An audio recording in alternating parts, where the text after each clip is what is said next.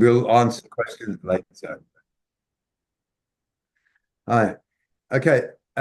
What I want to do is go through what is called a strikeout application, because this year's it's a common tool which is used especially against litigants in person, and it's used really to put the frighteners on through threats of, oh my God, I don't understand what's going on, being one of them. And secondly, if you lose, it's threats of costs, okay? So this is what happened with Tracy and Norman. The MOJ put in a strikeout application when they didn't agree to settle out of court. And with Jane, Doncaster City Council, or whatever they called, have put in a strikeout application as well. Hugh, who is also trying to sue enforcement agents, talk about the same thing, and it's all about threats and intimidation. So if you know what it's about, then you start to lose the fear. So knowledge is what really you need, so that you know how to respond. And it's an opportunity really to evaluate your case and make modifications for should any of their cases. Oh yeah, Ahmed is saying the same thing, strikeout application with his. So basically you can correct mistakes in your submissions when they make a strikeout application, because the overriding objective of the civil courts is to be fair and just to all the parties. And the court obviously has got tremendous powers in order to change, to ensure that the proceedings are fair and just. So when I did my claim against the 13 directors and solicitor with the flat, I just got slammered with these strikeout applications. And one of the grounds was basically it was incomprehensible and, amongst other things. And I must agree, because looking back at it, I mean, the quality of the presentation was absolutely crap. And I mean, one of the judges even gave me a 20-minute lesson on what he expects to see in my submissions. So that helped me tremendously to improve my submissions. And by the way, when that judge started, he said he wouldn't even use my submissions for toilet paper. They were that bad. So what I want to do is go through what it is, but I want to start with the chronology so that you have the context of what we're doing as we go through it. So a chronology, I keep on harping on about chronologies. Okay, so again, so that people can see what a chronology is, I've put one together. This is for Tracy and Norman's. Share screen. Okay. So a chronology is basically simply a date with a brief description. Okay, that's all it is. So on the 15th of January 24, Tracy wrote to Birmingham Magistrates Court, requested information for attending utility hearings. Now, the square brackets is where these emails are found in the evidence bundle. So this year's 25. So if I just bring up the hearing bundle,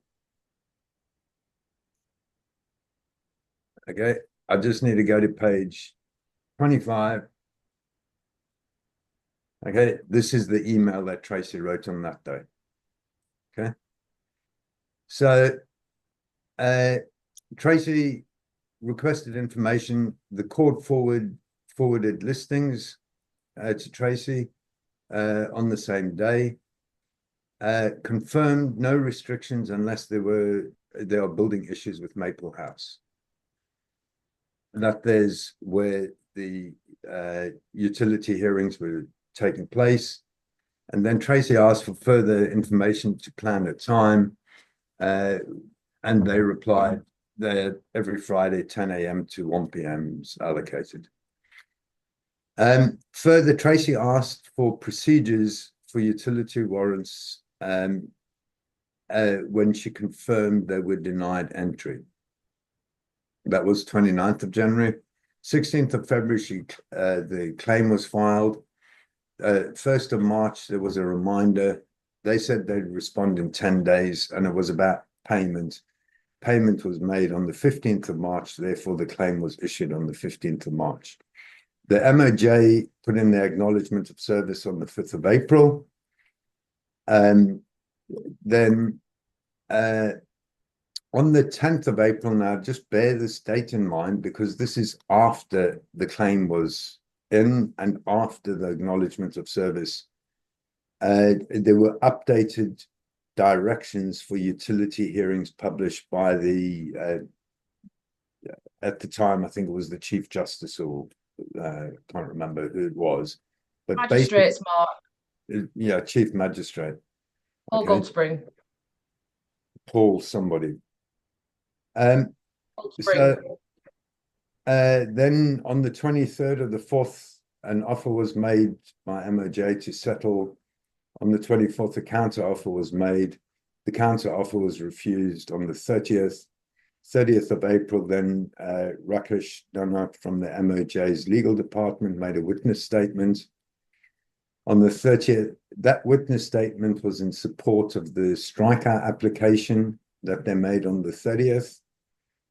On the 30th of May, so the claim started in CNBC, and then because it was contested, it gets transferred. So Tracy, as the claimant, it doesn't really matter for the MOJ, they just hire local barristers for it. So it got transferred to Tracy's local court in Barnsley. Then there was an issue on the claim form, which was settled on the 16th of July. The initial claim was in the name of Birmingham magistrates, and the correct defendant is the MOJ. An order was made, so that was consented, and an order was made to stay the filing of a defense. Okay, now this year we've gone through it, and there's actually a lot of issues with this, because when you go through the small claims court, we were under the impression, because it's under 10,000, that anybody can have rights of audience. However, I thought I read it somewhere that there's a preliminary tracking as a small claim, but I've no idea where I found it. And all the evidence is saying if a defense is filed, then it gets allocated a track. Okay. So firstly, we made a mistake with that. We thought that I'd be able to speak. But also with the strikeout application, because the whole idea with the small claims court is that people bear their own legal costs. However, with the strikeout application, that there's not applicable, because it's the case has not been allocated. So basically, now both Tracy and Norman signed this consent order, which was signed also by MOJ and agreed to by the court. The significance of this you'll see as we go through this. So on the 30th of July, the MOJ put in the trial bundle. On the 8th of August, they submitted their statements of costs for 3,119.90, and that excluded the cost of the counsel. Now, what we should have done, and we didn't, we should have submitted a reply to the application and witness statement. Okay. So then on the 13th, there was the hearing, and it's significant, the MOJ did not file a skeleton argument. And you'll see the significance of this as well when we go through. So we got a wasted cost order against us for 1,200 quid. We had to submit a skeleton argument by the 8th of August, and they had to submit a reply by the 20th of the 9th. So on the 8th, we put in the skeleton argument. Now, really, this isn't a skeleton argument we put in. This was actually a reply to the application and the witness statement. Mark, can I just ask? Yeah. On the 13th of August, you say to submit essay by 8th of August. Do you mean 8th of September? Well, sorry, yes, thanks, yeah. Okay. And then, so basically, had we put this in at that time, in effect, we only put that in on the 8th of September. It should have gone in before the hearing. They put in their skeleton argument, they put in an updated bundle and statement of costs. Now that we'd had their skeleton argument, we should have put in a reply. Okay. We were still preparing this at like 6 in the morning on the day. But anyway, it really doesn't matter. You'll see this actually is irrelevant. But this is the proper procedure that we should follow. As soon as we get the application and the witness statement, we put in a reply to that. As soon as we get the skeleton argument, we put in a reply to that. Okay. And then on the 15th was the order for the CVP link. And then on the 18th, it was reheard. On the 10th of December, we received what's called a draft reserve judgment. I'm not going to explain what that is now. We can't talk about it, basically, okay? But next week, I want to actually explain to people what a draft reserve judgment is, and we'll do that as a separate video and what happens and stuff like that with it. And then on the 4th of February, it's listed to be handed down. So we all need to apply for CVP links for the 4th of February so that we can watch the handing down. Okay. Okay. So now basically this here's factual, and it relates to, in black is stuff that they've submitted. And so the source of that is either their application and witness statement or skeleton argument. We only had one submission, one reply in addition to the claim, okay? And that there is responded to in blue with the point numbers where it comes from, okay? So, and then in black with an SA and a point number means that that's the reply from the skeleton argument, okay? So we've got the statement of case and witness statement, our reply. Red is just brief comments or, relevant comments that we can make. So that there's sort of just the color coding. So what is a strikeout application? Basically, Civil Procedure Rules 3.4, okay, that there grants the court the power to strike out what's called a statement of case. You'll sometimes hear statements of case called particulars of claim, same thing. Okay. And so basically the court may strike out a statement of case if it appears to the court that A, the statement of case discloses no reasonable grounds for bringing or defending the claim.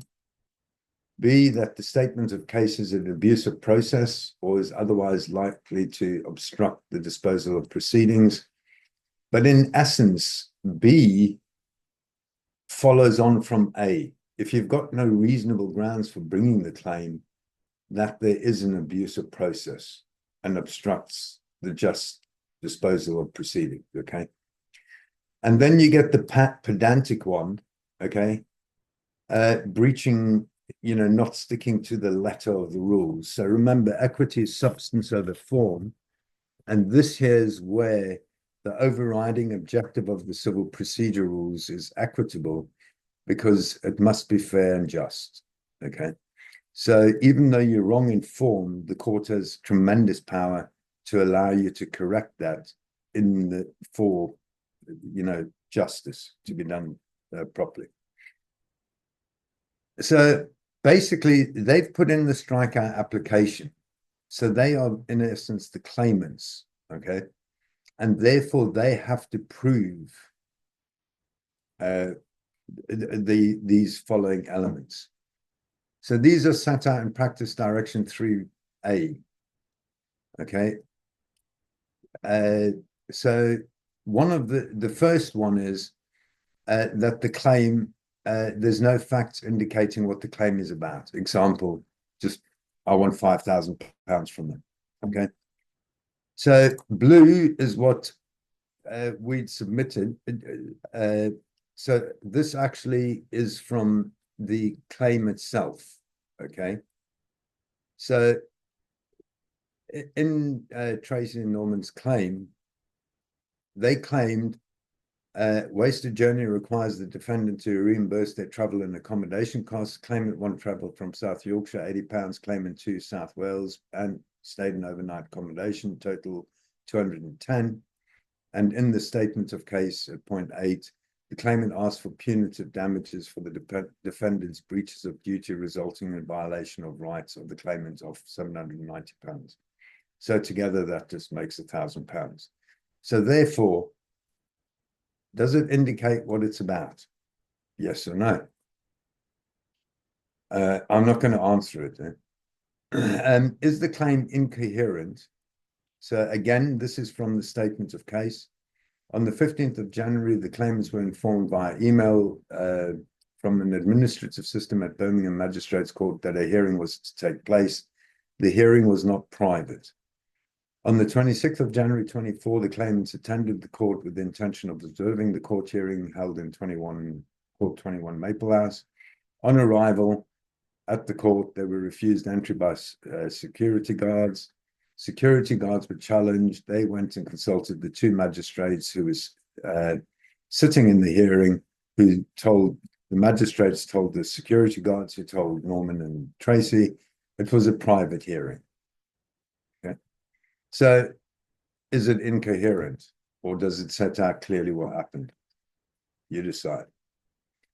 So the next thing is there a lawful cause of action in the claim?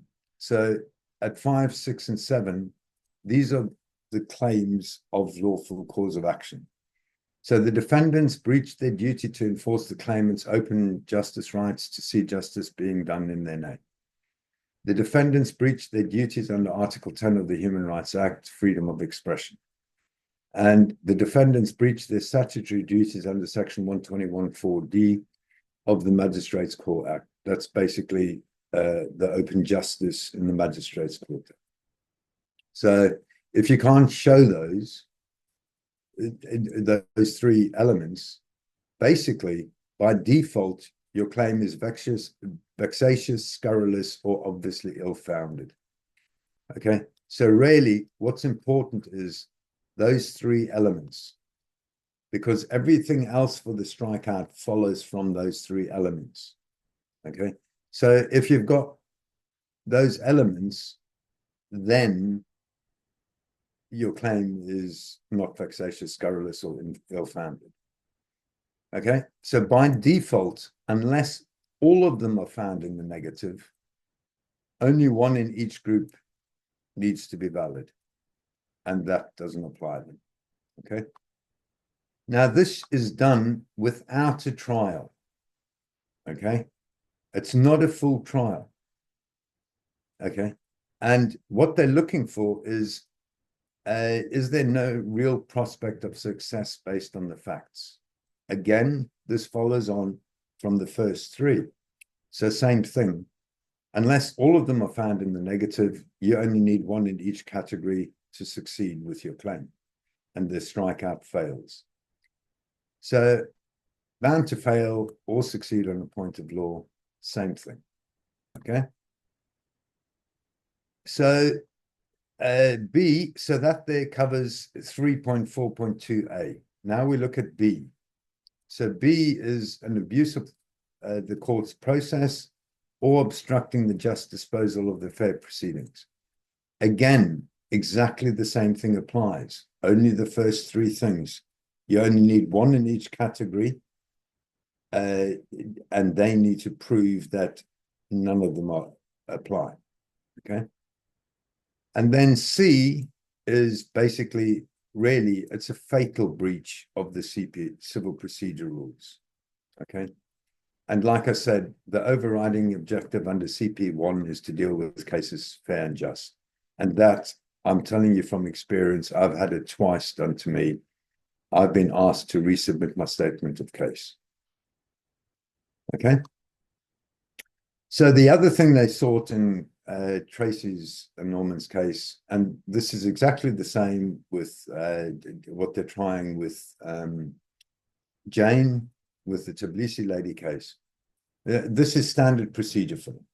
Threats, intimidation, all of that. So, but if you prepared it properly, it's nothing to fear.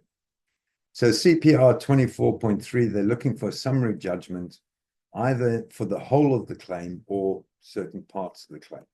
Okay. So again, they are making the claim and therefore they must prove. So what they need to prove is there's no realistic prospect of succeeding, which basically is, yeah, okay, under A. So it's a repeat of A. So if they find A, they can strike it out or make a summary judgment. Okay. Now, realistically, it requires some degree of conviction, i.e., it's more than merely arguable, as opposed to just some fanciful thing. Again, it's done with what's called a mini trial. Okay. And we'll be looking at what happened. Those of you that watched what went on, you need to ask yourself, is this a mini trial or was this basically a full-blown trial? Okay. Now, what's important, they need to consider the evidence not only available at the time, but what can be expected to be available at a full trial. Would that affect the outcome? Okay. And obviously, if there's no clear cause of action, then they can make a summary judgment. Then the last thing is there any other compelling reason for a trial? And in this case, basically, open justice is a fundamental constitutional principle. So again, make up your minds whether it meets that. Now, in their skeleton argument, they've put in 7 grounds or 8 grounds. I can't remember off the top of my head.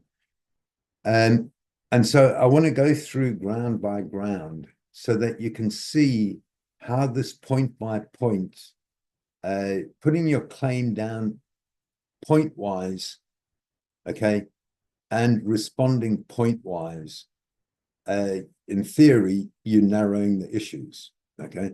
So basically, I've changed his order around a bit, okay, for a number of reasons which will become self-evident as we work our way through this, and based upon the structure of the strikeout claim. So the first point I'm dealing with is Article 10, Human Rights Act 98. So what was in their witness statement was wholly misconceived. That's it. Their opinion that Tracy Norman's cause of action is wholly misconceived. So in the response, in the skeleton argument, if you're going to call that, Okay, at 9.1, this here's Tracy's and Norman's response. That it's wholly misconceived is irrelevant. That's your opinion. They had the right to attend the court hearings extends to members of the public, not just the parties involved in the case, and given case law, where it said the present claimant, Mr. Terence Ewing, had been observing much of the case. He was neither a party to it nor a witness statement. So this is in evidence of what Tracy and Norman have put into evidence, okay? 9.2, the claimant's status as public observers strengthens rather than weakens their claim under the Human Rights Act. That actually is in, I think, the Ewing judgment, but it wasn't quoted. The claimants affirm their right to receive and impart information without interference by a public authority is applicable in this circumstance. The defendant, the Ministry of Justice, was well aware that claimant one was researching the judicial process of applications of warrants of entries. See the emails. Okay, she was clear what she was doing and that she was attending and that she asked, are there any restrictions? Then the receiving of this information was made impossible because of the interference by the public authority, namely MOJ, i.e. their agents, the magistrates, denied the access. Now, this next one is important, okay? The claimant's exclusion from the hearing constitutes an interference with Article 10.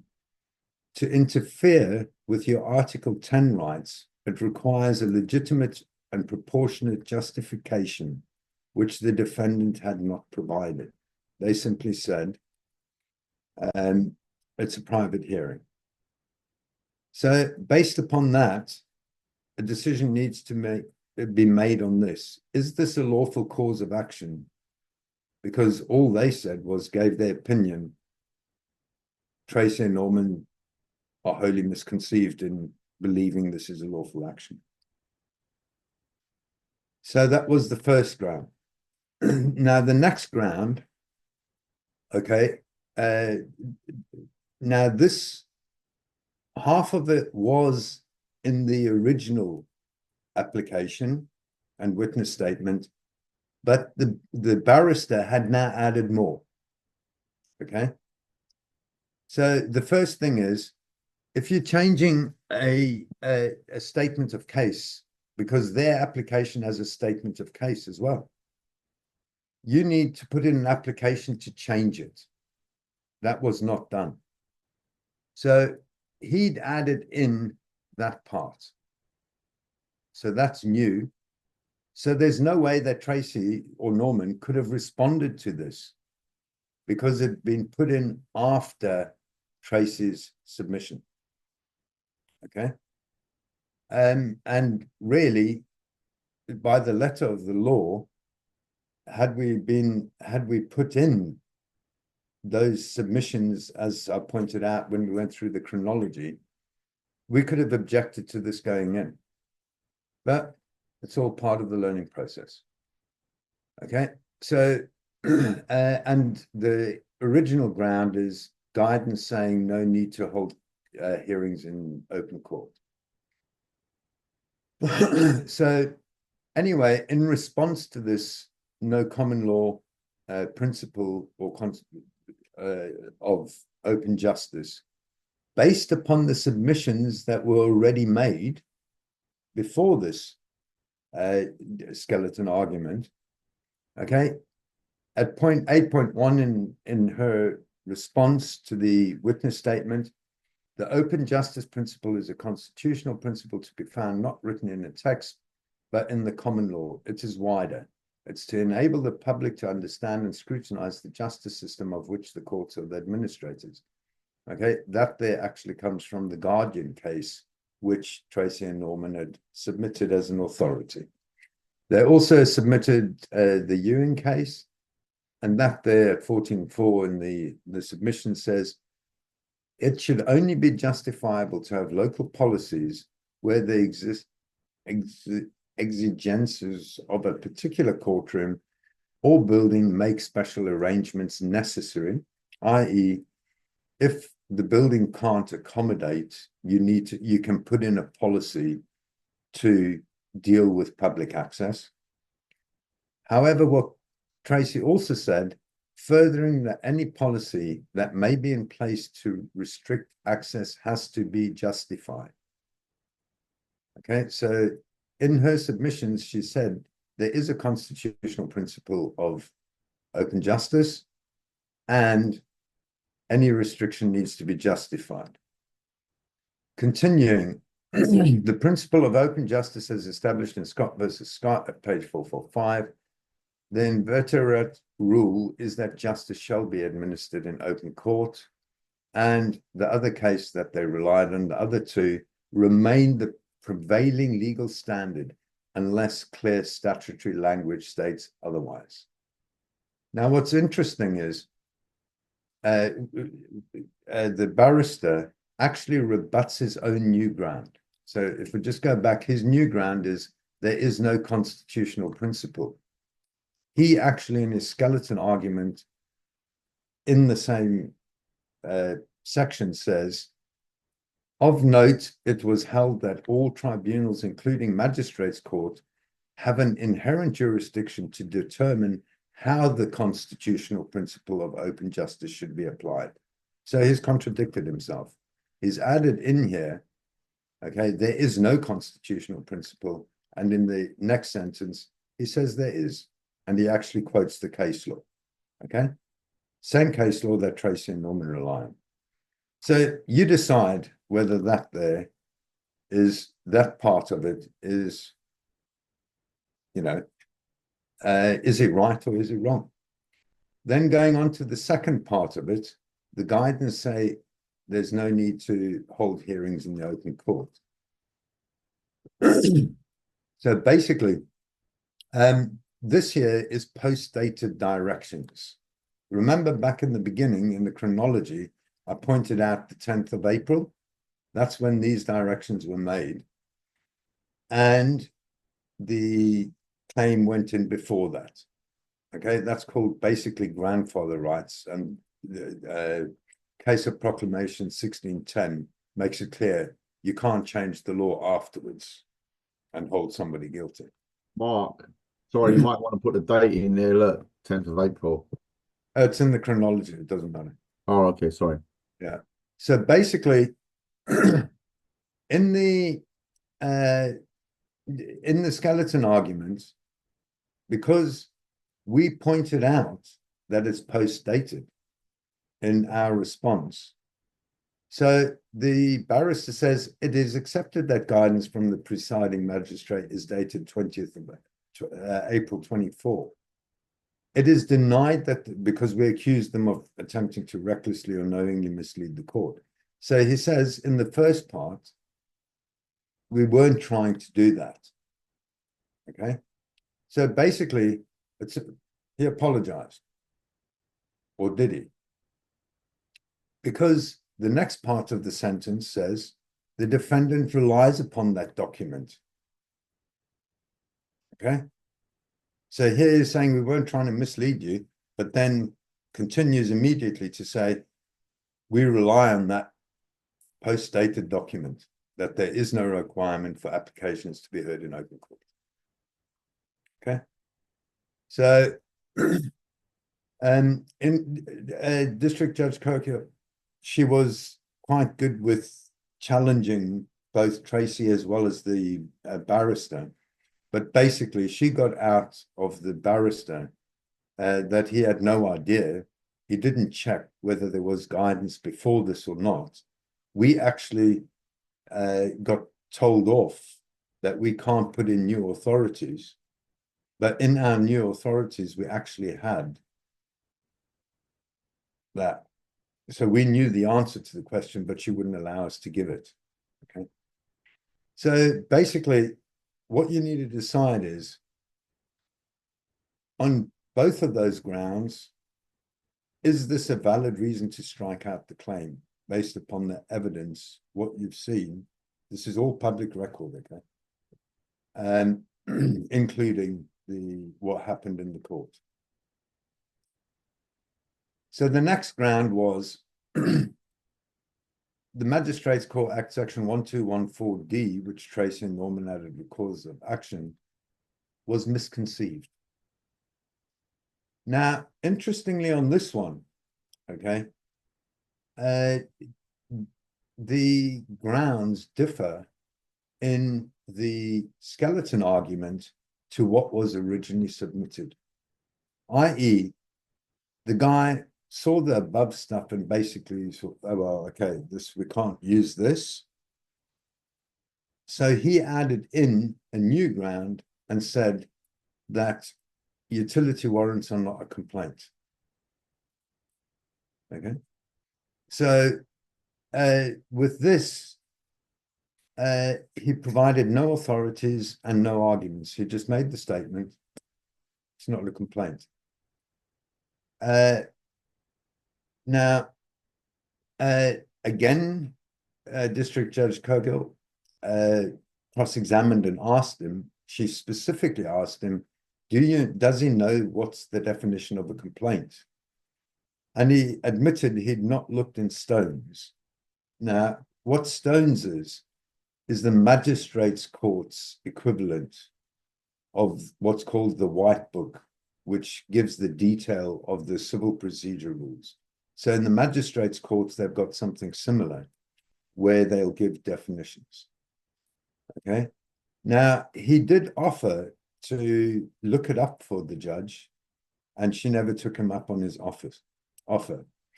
Now, there's something called for completeness. Okay. If somebody has better knowledge, then they can put it in. I've had this happen to me many times on judgments. Okay. They put in for completeness something that wasn't brought up before the court. But because she didn't know, she also admitted she had no idea what's in Stones. But both of them knew the answer more than likely would be in Stones. So either the judge or the barrister should really go back and verify this point to see what Stones say for the sake of completeness. We'll see what happens when the judgment comes out. Okay. Whoops, I'm not telling you the answer to that. I know the answer to that because we'd already had that in the submissions that we weren't allowed to submit. And we'll talk about that in a bit. So basically, for the claimants, for Tracy and Norman, they only need one of those grounds we've been through above to succeed for the strikeout application to fail. Okay? For the strikeout application to succeed, all of those causes of action must fail. Now, based upon what we've done, and this is why I've changed the order of the causes of action, okay? What comes now is actually the conclusion of what we've gone through. So basically, if Tracy and Norman have no cause of action, okay, and insufficient evidence to prove it, firstly, the cause of action. The first one is, does not disclose a legally recognizable claim. So like I say, they only need one cause of action to succeed, then they do have a recognizable claim. And hence, therefore, it follows the claim. So this is their first one, their first in the list of grounds to strike it out. So the next one then follows on from that one. If there is no legally recognizable cause of action, the claim amounts to an abuse of the court's process. So two of the causes of action are actually not causes of action. The list seems long to frighten you, okay? But once you organize it in a structured manner, you'll see half of it actually is just nothing. That allows you to hone in on what the real problem is, the real issues. Okay, Tracy and Norman only need one cause of action. to succeed and defeat the strikeout application. And there must be, without doing a full trial, reasonable evidence before the court to support that. Okay. So now this is always a good sign to show that they're on shaky ground and they know it. Okay. They put in alternatives. So basically what they're saying is, we're not sure if these things that came before are going to succeed, and therefore that you can see whether they get desperate or how desperate and how much or how little confidence they have in having a genuine strikeout application. And like I say, it's a tactical thing from the legal profession, who basically have got clients with deep pockets who don't mind if they lose, because they're trying to strike fear by overwhelming the litigants in person and threatening them with costs. That is what the majority of strikeout applications are about. Because you think they're tracing Norman's claim is for £1,000, and they've been threatened with £3,000 of costs on that. Okay? Totally disproportionate to what it is. So the first one is, if all of the above doesn't work, okay, Norman didn't sign the claim form, the original claim form. Okay. However, going back to the chronology, this has already been dealt with by admission in the consent order. In the consent order, Norman, Tracy, and the MOJ signed, and the judge granted that consent order. Give the judge her dues, she did say that this really is a silly reason to have us just throw it out, whatever her wording was, but basically that's what she said.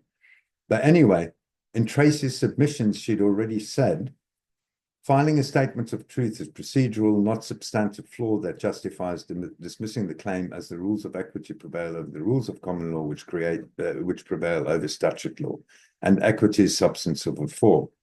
The second claimant can provide the necessary signature. Okay, now this is an important point, without affecting the overall merits of the case and without delaying the proceedings. Some corrections may be substantive and could delay proceedings, and therefore the balance as to what's fair and just is different. And then saying exactly that, already we've got a consent order. So in their skeleton argument, despite this response from Tracy, the defendant maintains that there's been a failure to comply with it. He's correct. Yes, the original claim form wasn't signed. And that is not an error of procedure which can be remedied pursuant to that power. Okay.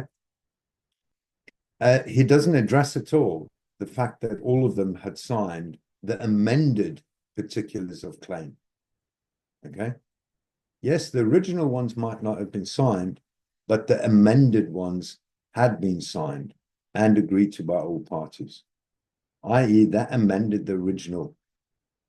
Okay. So you decide whether this is a good reason to throw it out or not. So the next one is, and if that one doesn't work, okay, the claimants have no real prospect of succeeding.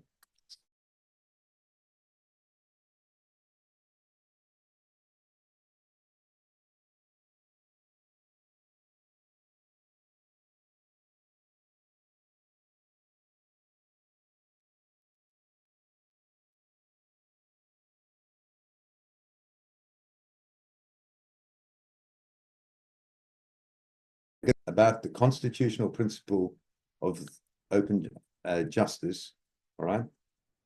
My internet is unstable. Okay.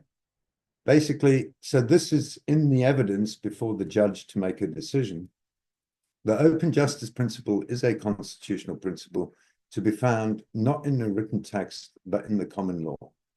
And the open justice principle's purpose is not simply to deter impropriety or sloppiness by the judges hearing the case, it is wider. It is to enable the public to understand and scrutinize the justice system of which the courts are the administrators. And remember what a court is. The court is justices sitting. Okay. And then if that one doesn't work either, they've got another one. Now, this one here, the barrister actually hasn't got in his skeleton argument. And this one here is in the witness statement of Rakesh, and it's foreseeability. Okay. So now, just quoting from the emails from Tracy so that you can follow the discussion which is coming. So in the evidence bundle at 25, so part of what Tracy asks is, if possible, could you kindly inform me of the date and time for the next hearings related to applications of warrant of entry? Additionally, if there are any specific instructions or requirements for attendance, I would be grateful to receive them. The listing officer, okay, actually responded. It wasn't just some, admin officer. It was actually the listing officer that responded. Her emails in the evidence bundle on 23. Utility warrants are listed every Friday at Maple House Court 21 at 10 a.m. Not unless there are building issues with Maple House, i.e. the only requirements for attendance, okay, or restrictions, is if there's an issue with the building. Okay, no mention of a private hearing. Further, Tracy then replies to that one, if I'm unable to attend this Friday, can you please advise as to when the next batch of applications are to be heard? She then responds, again, the listing officer, we have next Friday, 26th at Maple House, Court 21 at 10 a.m. Okay, so the questions you need to ask yourself here are basically, was this about attending in person, or actually, does it come across that she wants to come and sit in the court and watch the show? And has she asked, are there any restrictions? Because that there is all about foreseeability.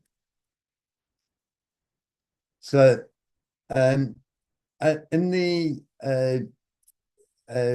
witness statement of Rakesh, he says at point 12, as noted above, at no point in the email exchange did either the claimant place the Birmingham Magistrates Court on notice that they were traveling from a distance.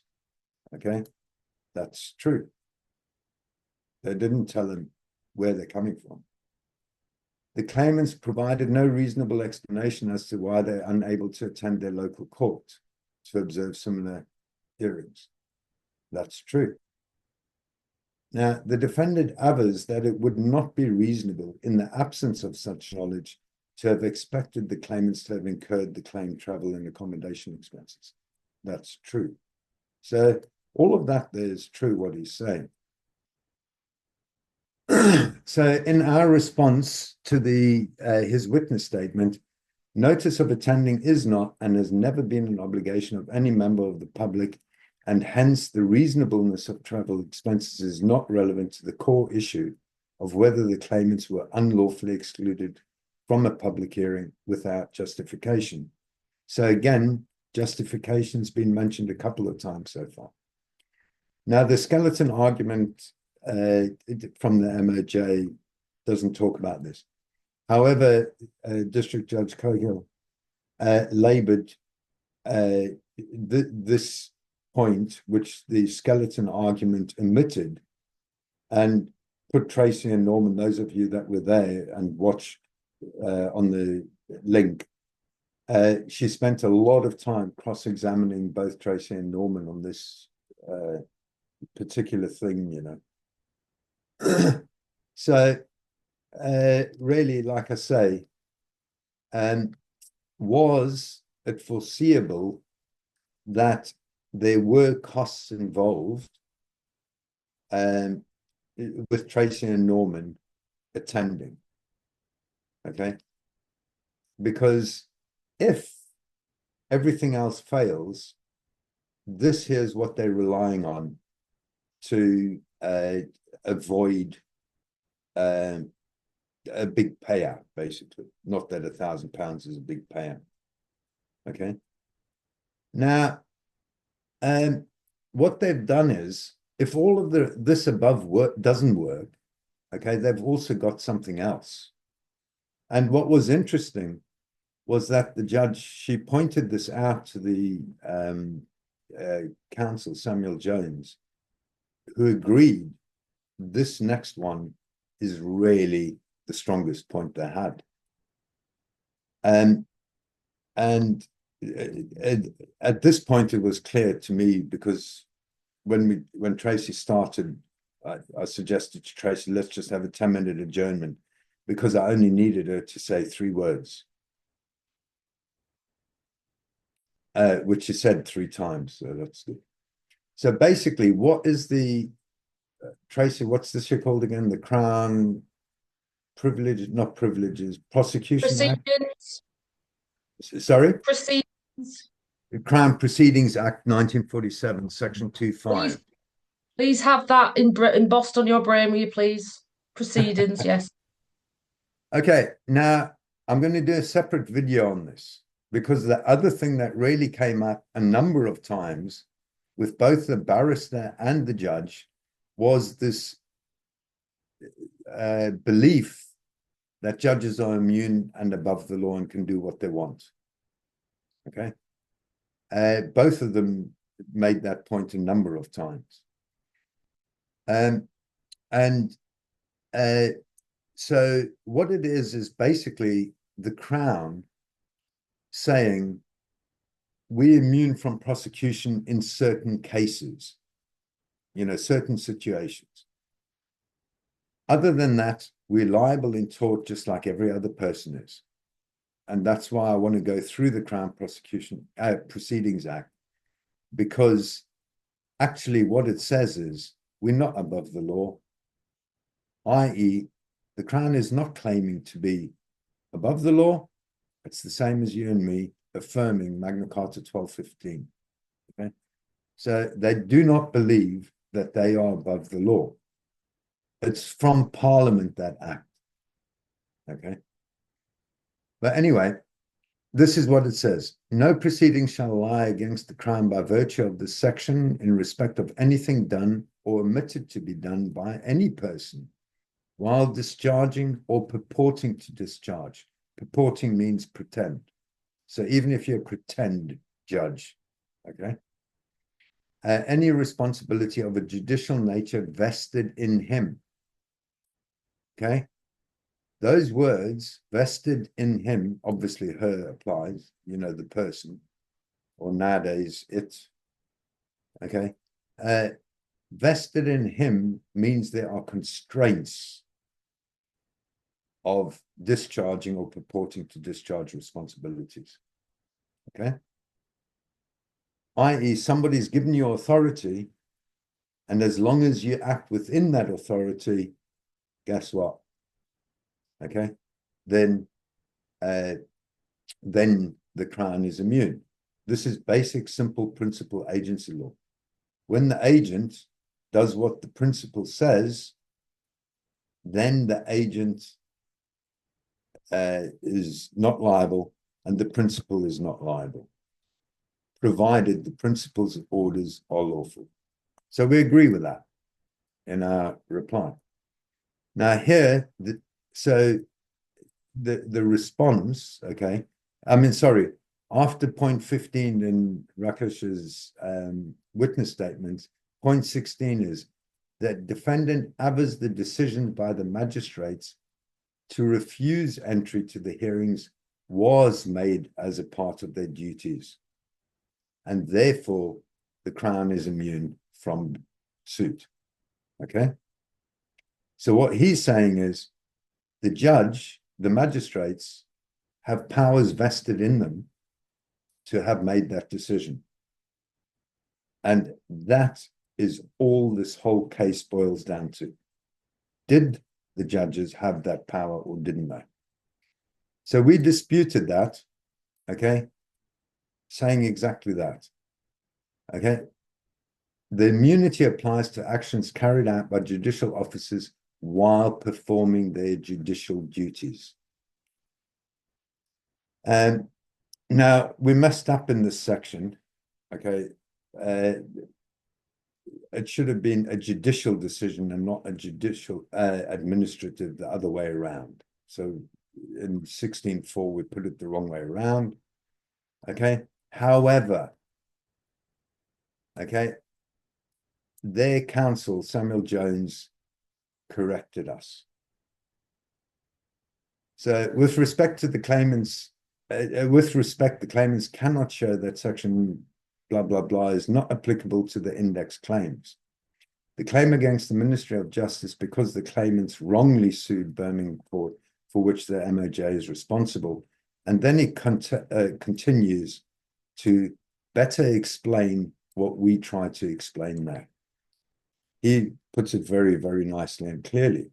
So this is all evidence before the court, which there needs to be considered in the judgment. So what he said was, in the skeleton argument at 14, the assertion that the individual references to him or he in the section does not apply to the MOJ is wholly misconceived. He's correct. We really messed up there. We didn't explain it very well. And the reference clearly relate to a person, and this is his words, discharging or purporting to discharge any responsibilities of a judicial nature vested in him or her. We absolutely agree with this. Okay. We said that in the end, but our explanation was totally, bad. It's very, very difficult to understand from our explanation how we reached that same conclusion. His wording is just much better. So he says then at 15, it must follow that if the person or persons have acted in accordance with the requirements of that section, what's the requirements? Vested in them. What's that authority? So long as they act within their authority, then the Ministry of Justice as the Crown in this context is immune from suit. Absolutely agree. That's exactly what we're saying. Okay, so it comes down to, did they have the authority to simply say it's a private hearing, or didn't they? That's what this whole case hinges on. That's it. So he as well reinforces Rakesh's words. Remember, Rakesh, he was saying others, it was part of their duties. So the barrister is saying exactly the same. For the avoidance of doubt, it is avid that the decisions to exclude the claimants from the hearing was something done whilst using the powers vested in it. Okay. Now, what Tracy had already submitted, and Norman, in the reply to the skeleton, to the Rakesh is the following. At 8.1, 14.3, 14.5, and 14.6. So even though,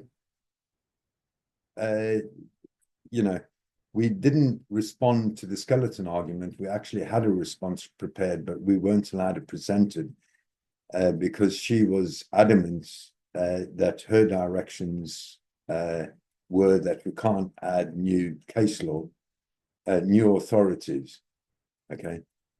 But that's all part of the learning process. So the question is, did we say enough in the beginning?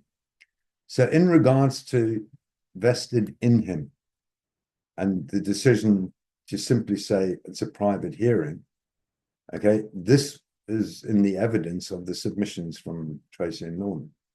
So at 8.1 from the Guardian, the open justice principle is a constitutional principle to be found not in a written text, but the common law. It is wider to enable the public to monitor it. In Ewing, it says it should be justifiable to have local policies where basically the building needs special policies, furthering that any policy may be in place to restrict access has to be justified. Okay, so if you're restricting open justice, it has to be justified. Then the open justice principle established in Scott, the inveterate rule is that justice shall be administered in open. and in guardian and Ewing, that remains the prevailing legal standard unless clear statutory language states otherwise. Okay, so this here really comes down to those three pieces of case law which were submitted. Okay, so in regards to the guardian case, he said that Tracy and Norman are misconceived. What he said was, so he actually explained why he thought it was misconceived. The authority addresses the issues relevant to an application for judicial review, following the media's request for access to documents referred to in extradition proceedings. Now, this here highlights a lack of understanding of what precedent is, because it's the ratio, the logic and reason applied to resolve a dispute. So, access to documents is the open justice principle. Okay, so that's exactly what Tracy responded to this. Okay, and then he continues. So now he's quoting from Guardian. Of note, it was held that all tribunals, including the Magistrates' Court, have an inherent jurisdiction to determine how the constitutional principle should be applied. So again, he's admitting there is a constitutional principle of open justice, and he's telling us that we misconceived.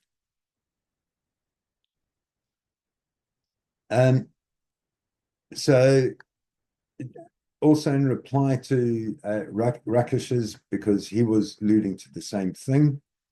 Now, in there, Tracy quoted it, it should be justifiable, furthering that any policy to restrict access has to be justified. She reiterates Scott versus Scott. The starting point is it must be open justice. And then in the Guardian, unless clear statutory language states otherwise. Okay, so opinion's not enough. They fail to show any authority to rebut it. Okay, and like I say, this is the only dispute. This is what the court needs to resolve. Okay, claiming it's a private hearing or a closed hearing is what we're saying is it's not lawful excuse to exclude members of the public. And they have provided no evidence to support that it is a lawful excuse. They've only expressed their opinion, they're avid that it was within their authority. So again, in his skeleton argument, he tells us that we misconceived with the Ewing judgment. Now, so, and he continued, what he was saying is the reason you can't, we misconceived, okay, is that because the facts are not relevant. Okay, the index claim is Tracy's and Norman's claim. Okay, and it arose from an application for judicial review, not a claim for damages in the county court. Again, highlighting this misunderstanding, or whatever it is, I don't know, about the fundamentals of common law precedent. Just because it's in a different court makes no difference. Okay, the is it not Antic Ashby makes it absolutely clear. It's the reasoning. That's what precedent is. Okay. So again, this is the reasoning behind it. So where did I miss out why did I miss out the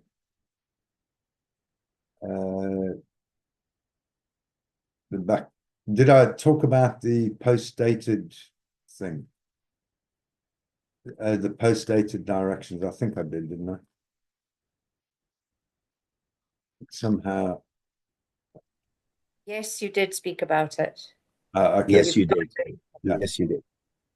Okay, so basically, this is how you need to go through a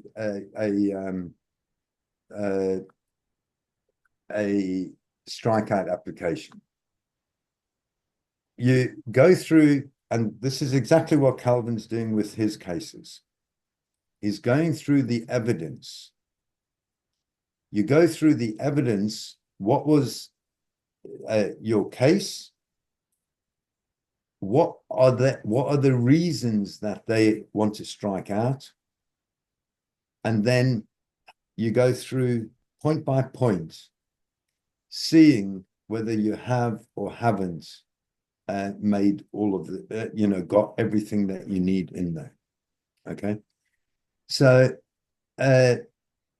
really, when you look at it, and the feeling that I had, and I agree with her, at the time in the hearing, she said really that the only point, not the only point, but the strongest point is the Crown Proceedings Act. So the question really is, up to that point, have Tracy and Norman said enough? So to determine that,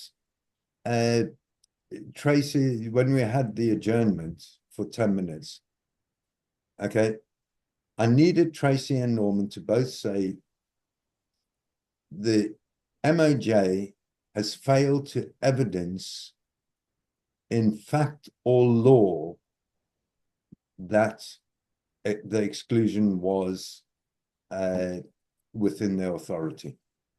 Tracy got that out 3 times after we came back in again. And I can't remember if Norman did, but Norman got home the point of the not signing the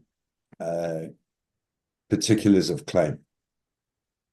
So basically, all of this, like I say, is public record.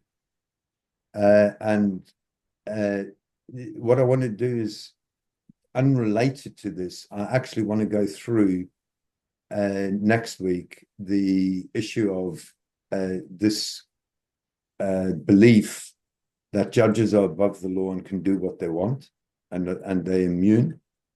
And I can tell you they're not, because it's all over in Acts of Parliament. They even tell them that they're not immune. And there was one other thing that I want to do next week. What was that?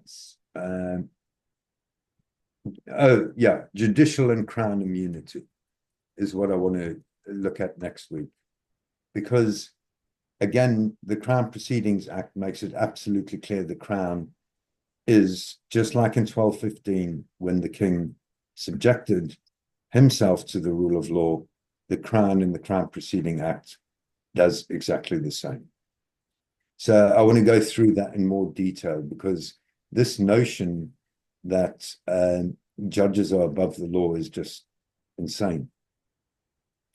But we'll leave that for next week. Mark, can I come in here? Yeah, please. Okay, just 2 points. I think that the correct pronunciation of AVERS Yeah, is averse, but anybody else please confirm or not. I know that it's because you're German and all of that business, but anyway, so that's my excuse okay. if I say it wrong, but Yeah, that's yeah. It's said in court. And the other thing which I would say, and I don't know whether that would be more helpful in this presentation, in this submission, because there is a switch between defendant and claimant. Yeah. Okay.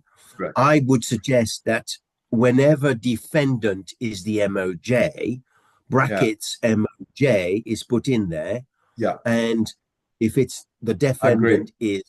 Yeah. Okay, now let me just elaborate on this point that Hugh's made, because it is important. Okay. The defendant, so to speak, or respondent, okay, is not the one that brings the claim. So in the index claim, as they call the underlying claim, Tracy and Norman are the claimants, and the MOJ is the defendant in that claim. However, the MOJ has brought the strikeout application. Okay, therefore they are the claimant or the applicant in that case, and Tracy and Norman are the respondents or the defendant. So the roles reversed, and therefore the burden of proof is reversed. Tracy and Norman don't need to prove the negative. It's up to the applicants to prove their case. So, and that there is why we had to say, where have they evidenced where have they evidenced what they have, their opinion that to simply say it's a private hearing is proof of authority to make that decision, because there's no dispute. They agree with us that there's no disputing that if they act within authority, the Crown is immune. The question is merely, did they have the authority to say that or didn't they? Okay. So, and you could see the district judge, I mean, it became clearer as we were moving through the hearing. Really, that's all this whole case boils down to. So it's going to be interesting, the judgment, when we get it. Oh, the other thing that I wanted to talk about next week, I mean, it's not only judicial and Crown immunity. I want to go through the what's a draft reserve judgment, and two things that are related to it. One is corrections to it, and the second thing is something which is called the slip rule. Okay, now the slip rule is to correct completed judgments or perfected judgments, as they call it. So, for instance, Calvin had a judgment where there was a clear, obvious mistake, and that was a perfected judgment, i.e., it'd been sealed and served, where they said that the guy that was claiming from Calvin owed Calvin the money. So they got the names the wrong way around, basically. That's an obvious mistake. It's a slip up. So where you've got a perfected judgment or a judgment that's gone out. I didn't see it that way. I know you didn't see that way, but it's called the slip rule, and it's in the procedures, and we both know it's correct. And the rules of equity prevail over the rules of the common law. Therefore, they can correct it. Okay. I know. I know. I know. So that there's called the slip rule, which applies to, typos, that sort of thing, as opposed to corrections, which is a different civil procedure rule. And that applies to draft reserve judgments if the judge invites you to make corrections. So we'll talk about that next week, but I think that's worth making a separate video and going through and showing people.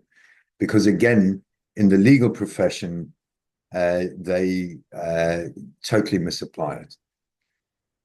I've always put in corrections with the judgments when I've disagreed with them on either fact or law, and they've always just turned around and said, no, you can only comment on punctuation and spelling mistakes. However, the case law and that is very, very clear. The two have very different purposes. And it's obvious. If a judge gets it wrong before they hand down the judgment and people have pointed out the errors, they just need to correct them.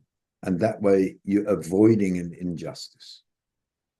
Mark, I'd just like to clarify, it's actually the District Judge Corkill, not Cockhill, that you've had on the paperwork, but it is what it is. I mean, if you just want to leave it, just to correct. Cork. Yeah, Corkhill, it's Cockhill. Okay. Anyway, Yeah. it might be apt. I don't know. That's not a problem. I do apologize if she watches this video.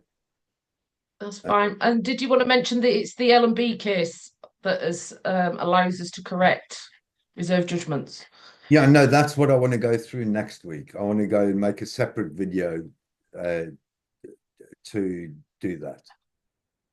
Okay. So next week I'd like to go through basically judicial and crown immunity and slip rule and corrections. I take it you want to stop recording, Mark, yeah? Yeah, okay, let's do that for